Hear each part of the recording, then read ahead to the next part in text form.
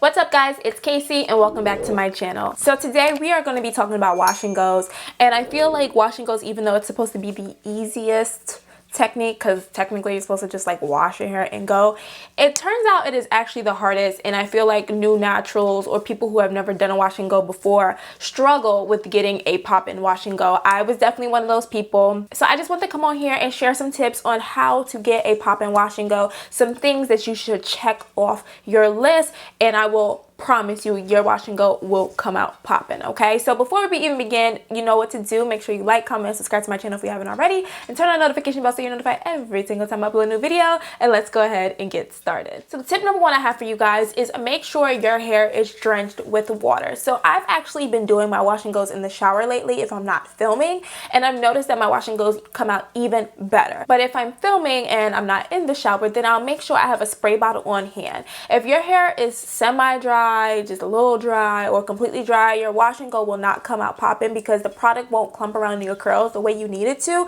and your curls will not be defined and just amazing. So you really want to make sure that your hair is drenched in water. So if you are going to be doing it outside the shower, have a spray bottle handy, and every section just go ahead and spray your hair down and make sure it is dripping wet. Or if you have the time or you don't pay for your water, go ahead and do it in the shower, and as you apply the product, just put that section of hair in the water a little bit. So drenched hair is my number one tip for making sure your wash and goes is popping. Tip number two, your ends need to be trimmed. Now, my ends are not trimmed right now due to the whole coronavirus thing and, you know, businesses being shut down. I have not been able to get a trim by my stylist, which makes me really, really sad. But a fresh trim is going to make sure your wash and go looks amazing. One, if you get somebody to give you a shape, that's going to play a big role in it, because I remember trying to do a wash and go before I actually got my hair in a shape, and it was all over the place. If I can remember, I'll insert some photos. It was just, you'll have like a long piece over here and then a piece over there. It looked crazy. It just had no shape, no structure. It was not cute.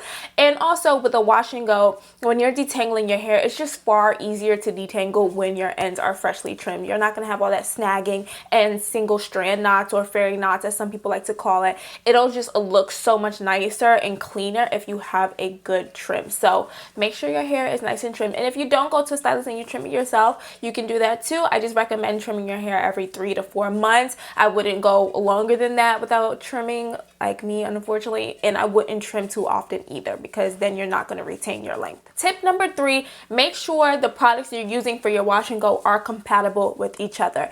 If they are not, that is how you get flaking. So one way you can test to see if the products are going to work together is by doing the whole cottage cheese method. You can rub both products in, and if it starts to clump up and look like cottage cheese, then 9 times out of 10 they're not agreeing with each other, and it's just going to cause flaking, and nobody wants a flaky wash and go. I hate when that happens. It's just, I wear a lot of black, so it's like it makes it 10 times more obvious when I am wearing black clothes and you see like white flakes over my sweater or shirt or whatever. It's just not cute and nobody wants it. So just make sure that the products that you are using are compatible with each other. I'm not saying you have to stick in the same line, because there is some products that's in the same line that I don't like. I might like the leave-in, but I don't like the gel or whatever. But whatever you're using, just make sure they're compatible with each other. Tip number 4, try different methods. So personally for me, I know that people use the Denman brush method. That doesn't work for my hair at all. I don't know why, but I cannot just run a Denman brush through my hair and my curls, you know, just come out amazing. I feel like that works really well with people in the type 3 category, but it doesn't work for me. So I can shingle, or I can do the Rican method. Some people can do the prayer hand method. So there's a bunch of different methods you can do for a wash and go. Find out which method is going to give you the definition that you want and that's going to work with your specific hair type, because I don't feel like every technique can work for every hair type. It's just, it doesn't work like that. Everybody's hair is completely unique, so just see what works for you. So tip number 5 is all about the drying process. For me, I have to sit underneath a hooded dryer. I need the heat to be distributed downward. Some people can use a diffuser. That doesn't work well for my hair. It's mainly for people who have more so curly hair and not so much coily or kinky hair. So if you have hair like mine, I recommend getting a hooded dryer. You can get one that's placed on a tabletop, or you can get the big old thing like me, but I would recommend having that. If you have more of the type 3 category hair, you can definitely do the diffuser method. It just doesn't work for someone like me who has this much density. no, diffusers don't work. I only use them if, let's say, I've been sitting underneath a hooded dryer for a while and I have somewhere to be and I just need to get in a certain area really quickly. But other than that, diffusers don't work. So when it comes to the drying process, to make sure your hair dries the best, find out which method works for you. I know you can definitely do the whole air drying thing, but as far as I've heard and through research, air drying and, you know, the wind just going in all different types of directions, it can cause frizz. So if you're not looking to have a frizzy wash and go, I would recommend actually drying your hair, whether that's underneath a hooded dryer or diffuser, depending on your hair type. I think this is tip number 6, but when it comes to when to do your wash and go, I would highly recommend doing it in the morning, because if you wait to super late at night like I tend to do, you get tired and your hair doesn't fully dry. And when your hair doesn't fully dry and you try to sleep on a wash and go, ooh, you're gonna have like this shrinkage and it's just not gonna be cute. It's gonna be pushed down in certain areas when you don't want it to be pushed down. You kind of look like a mushroom.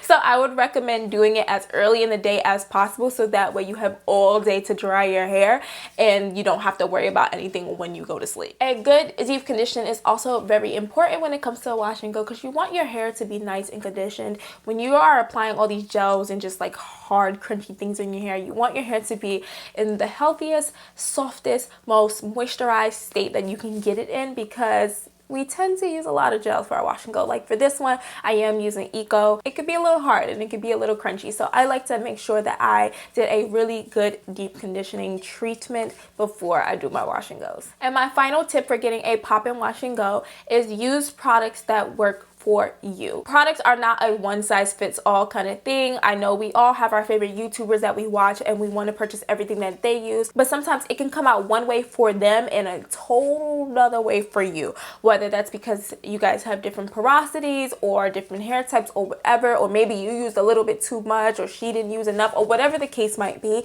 There can be so many different variables that play into the outcome of your wash and go. So I would definitely just recommend that you guys find out what products works for your hair type and play with that, and maybe implement the techniques that your favorite YouTubers are using, because like I said, the products are not a one size fits all. There's been many YouTubers that I absolutely love and adore, and I try the products that they use and I'm like, yeah, this doesn't work for my hair type because my hair is too thick or my curl pattern is completely different or whatever the case might be. So make sure that you are using products that work for you, and that might mean you have to experiment a little bit. So I definitely recommend trying them out when you don't have anywhere to go, so that way if it is a fail, you can just go ahead and co-wash real quick or find a way to style it in a cute way so you can continue on with your day. But yeah guys, that is all. Just a really quick video to give you some tips and tricks on a pop-in wash and go. I have so many videos on wash and goes, whether they're my curl cocktail videos or it's how I sleep at night or my foolproof wash and go. There's so many and so many more to come, because I know you guys really do enjoy them and want to know how to get that legit pop and wash and go.